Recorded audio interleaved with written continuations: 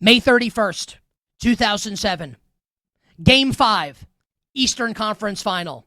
Cavs, Pistons. AKA the LeBron James, true, and obviously we all knew LeBron was special at that point already. But that was the moment when we all kind of collectively said, holy bleep, the takeover has happened. When LeBron ripped off 25 consecutive points against the Pistons, scored 48 in the game, 22-year-old LeBron James leading the Cavs to a win over the Pistons in Game 5 of the Eastern Conference Finals. The Cavs would eventually win that. They would lose to San Antonio in the finals. But that was the moment where we all kind of said, oh my God, the takeover is here. It has happened. And basketball will never be the same. How about May 18th, 2026, a.k.a. last night?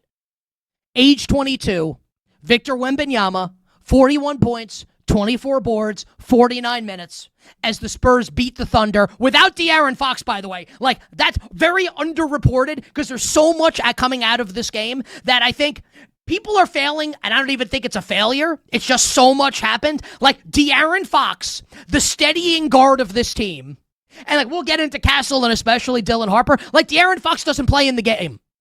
Sprained ankle, doesn't play. No big deal. Spurs go on the road and win game number 1. Thanks to the heroics of this dude, Victor Wembanyama.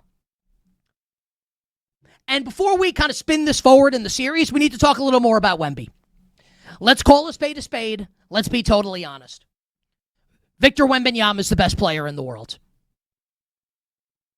Does anyone want to argue with me that Wemby is the best player in the world right now? It does not mean that the Spurs are going to win this series. Doesn't mean that. The Thunder are awesome. I actually still think the Thunder are going to win the series. I think they'll come out with adjustments. I would imagine SGA will play better. We'll get to him.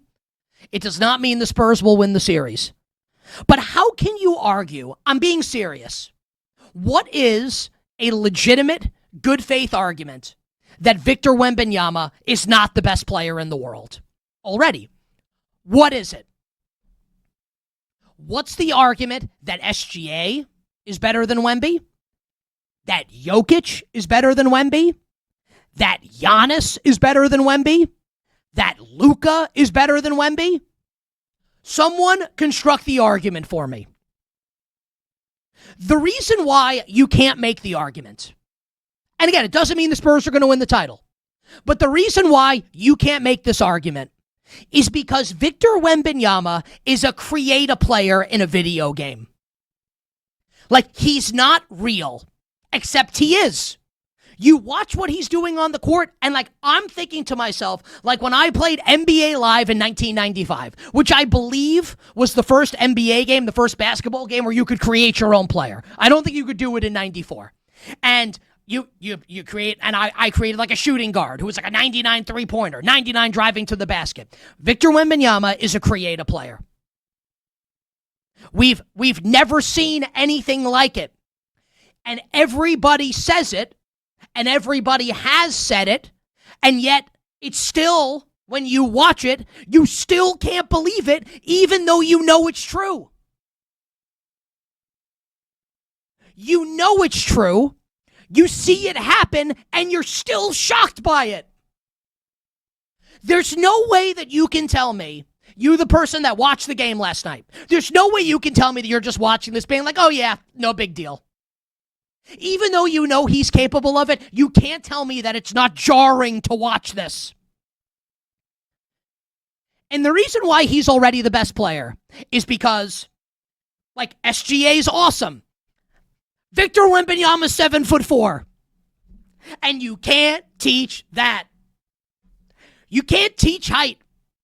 And it's not just the height, because we've seen tall-ass, lanky-ass basketball players in the past. Here's 7'7" Manute Bol. Here's George Murasan. I mean, Yao Ming was a great player at 7'6". We have seen really tall players in the NBA. We have seen excellent outside shooters. We saw Steph Curry a decade ago bang a shot home in OKC from the logo, eliciting the rare double bang from Mike Breen, one of the most famous shots in the history of the NBA regular season. Victor Wembanyama made one last night in overtime. to tie the game at 108 when it looked like the Thunder were going to escape with the win in the first overtime period. All good. 7'4". Like, could you imagine George Murison pulling up from the logo and drilling one? Could you imagine it? In a million years, that ever happening. No. 7'4". Can shoot from the outside. Dominates down low. The impact that this dude has defensively. And I know that you all know this. But it's still, when you watch it, you can't even process it. The fact that he sits there in the lane like a boss in a video game that you're trying to avoid. And every time someone drives into the lane, you have to change your shot and take a worse shot, because if you don't, Wemby's going to send the ball into the front row. How many layups last night does OKC attempt where here's like Jalen Williams, J-Dub, who's really good last night. He's a really good player. But top 20 player in the league when he's totally healthy. When he's driving to the basket and like Wemby's there, so Jalen Williams has to take and misses a layup. Do you know who misses layups? Me. When I play basketball in my backyard, I miss layups. You know who doesn't miss layups? Jalen Williams. Do you know who misses layups when Victor Wembanyama's around? Everybody, including Jalen Williams. The handle is ridiculous. So it's like you put all these things together. This guy, he's a creative player. Like, it's not SGA's fault that he's not as good as Wemby, or he can't be as good as Wemby. It's not Jokic's fault. It's not Giannis's fault. It's not Luka's fault. It's not possible, if this guy's going to play like this, for anyone to be as good at him as good as he is, because he's 7'4", and you can't teach that. That's it. Now, the one thing that you could say about Wemby that's a negative, potentially, right? And it's not. But just like if it were, let's say that Wemby were docile. Let's say that Wemby lacked the killer instinct. And Wemby didn't want to embarrass the competition. And Wemby didn't take things personally. And Wemby was more interested in, like standing at a waterfall and writing a haiku or painting a nature trail. Then maybe you can say, okay, when it comes down to it, the other team's going to want it more. They're going to bully that SOB. And that's just going to be what it is.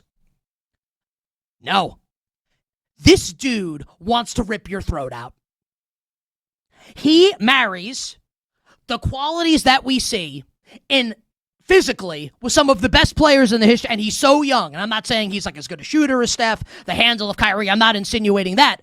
But when you put all of it together, all of his physical attributes with his size, and then you combine it with what appears to be, and it's early, but it looks like the will to win and the competitive desire of a Michael Jordan or a Kobe Bryant.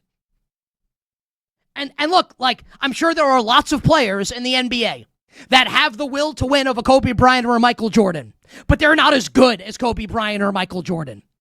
Victor Wembanyama has the opportunity to be an all-time great, to truly sit in an elite class, and he has that level of competition. He has that desire to destroy you, to rip the Indiana Jones Temple of Doom style, rip your heart out and show it to you still beating.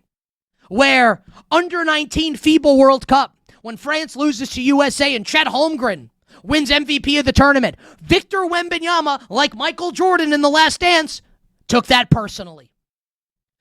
Victor Wembanyama has some MJ in him, where he is going to take little slights and use it as motivation to step on your throat. Oh, Chet Holmgren's going to be the MVP of this tournament? I'm going to embarrass him. Oh, SGA is going to be the MVP? And he's going to get the announcement before the game and receive the adulation from the crowd in Oklahoma City? Guess what I'm going to do? Upstage him. And I'm going to make the night about me. About moi. It's not going to be about Shea. It's going to be about moi. Because he takes it personally. Now, he might not say he takes it personally, but then Spurs head coach Mitch Johnson goes to his press conference after the game. Mitch Johnson, by the way, is constantly grinning like the Cheshire Cat. Imagine this. First time head coach you get handed this team.